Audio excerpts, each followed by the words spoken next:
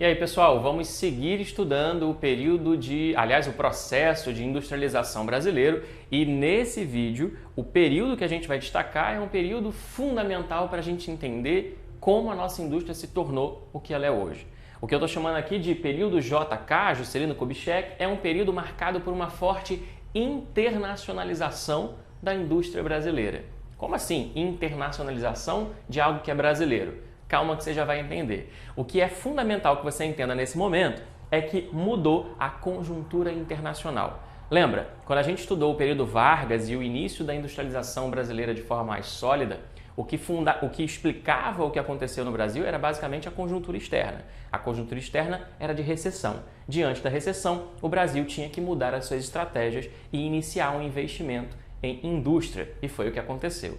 Dessa vez, a gente está diante de um cenário pós-guerra. No cenário pós-guerra, a conjuntura internacional é de expansão. O capital internacional está fartamente disponível.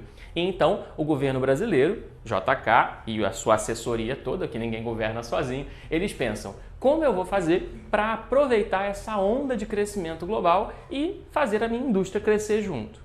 A estratégia, então, foi pensar um conjunto, a saída foi pensar um conjunto de estratégias de atração desse capital. O capital estava lá, fora do Brasil. Imagina essa cena, o Brasil está aqui querendo o capital está lá fora, mas ele nem olha para o Brasil, porque o Brasil não era sedutor aquele capital naquele momento. Então, as estratégias de atração tinham esse objetivo: fazer o capital lá fora, olhar para o Brasil e falar: opa, quero chegar nesse lugar aí, quero investir neste mercado. Essas estratégias elas passaram por uma ampliação da infraestrutura, tanto para garantir o consumo nas cidades, fundamentalmente. O Brasil já começava a se transformar num país mais urbanizado, ainda não majoritariamente urbano, isso vai acontecer só lá nos anos 70, mas já é um país muito mais urbano e industrial do que na década de 20, do que na década de 30, e também um conjunto de estratégias para ampliar a produção de matérias-primas para abastecer a indústria. Ou seja, eu só consigo atrair o capital internacional para investimento na indústria se eu tiver uma combinação dessas duas situações: mais matéria-prima e energia para abastecer a indústria, que vai crescer, e mais infraestrutura para garantir o consumo das famílias, que vai sustentar as vendas dessas indústrias que serão atraídas para o mercado brasileiro. Então você imagina só se uma indústria que fabrica geladeiras vai se interessar em vir para o Brasil se a maior parte das residências brasileiras não tinham energia elétrica. Então eu preciso ampliar a infraestrutura de oferta de energia elétrica para que as residências brasileiras tenham energia elétrica e então eu possa vender geladeira. É só um exemplo. Uma outra forma de entender melhor essas estratégias é o seguinte: um dos capitais mais fartamente disponíveis no mundo nesse momento é o capital da indústria automobilística, que inicia o seu processo de expansão, de internacionalização, aquela configuração das famosas multinacionais. Só que o Brasil ele não tinha uma malha rodoviária muito expressiva. A maior parte da população brasileira, como é assim até hoje, estava concentrada no litoral, e a maior parte da circulação de matérias-primas, de pessoas dentro do território brasileiro acontecia ou por via navegação, transporte marinho ou pelos rios, ou por ferrovias. Então, JK vai criar uma estratégia de atração desse capital que estava fartamente disponível, que é o capital rodoviário. Como que eu faço isso? Eu amplio a malha rodoviária no território brasileiro. A gente vai ter essa marca aqui, o rodoviarismo, como um destaque nesse conjunto de estratégias.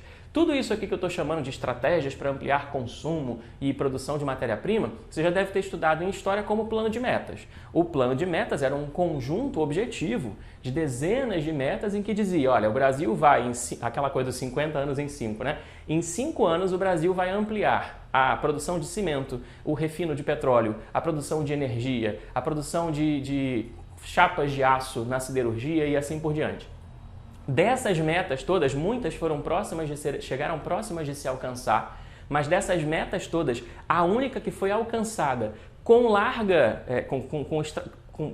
foi além, não ficou só na meta, ela ultrapassou a meta, chegou a mais de 100% do atingimento da meta, foi a ampliação da malha rodoviária no Brasil. Ela foi ampliada em milhares, em centenas de milhares de quilômetros. E então era possível vender carros, ônibus e caminhões como nunca se vendeu antes no Brasil. Isso foi fundamental para a gente atrair capital internacional para o mercado brasileiro e mudar completamente a cara da indústria brasileira. E aí, o modelo de internacionalização da indústria brasileira, de estratégia de atração de capital no período JK, vai ser conhecido como um modelo de 3 pilares. Por qual motivo? A gente tinha ali a indústria que já se sustentava lá desde o século XIX num pilar inicial que era o capital privado nacional, o dinheiro do empresariado nacional brasileiro. Na década de 30, a gente vai iniciar um segundo pilar de sustentação dessa indústria, que vai ser o capital do Estado, com as políticas de substituição de importação e, sobretudo, com as políticas de investimento na indústria de base do período Vargas. Agora, nós temos um terceiro pilar que inicia o seu protagonismo aqui, que ganha protagonismo, aliás, nesse novo processo, que vai ser o capital internacional, o terceiro pilar do processo de industrialização brasileira nesse período marcado por uma forte internacionalização. De lá para cá, pouca coisa mudou. A gente continua basicamente mantendo esses 3 pilares, mas uma série de outras especificidades vão surgir e a gente vai ver isso nos próximos vídeos. Tchau, tchau!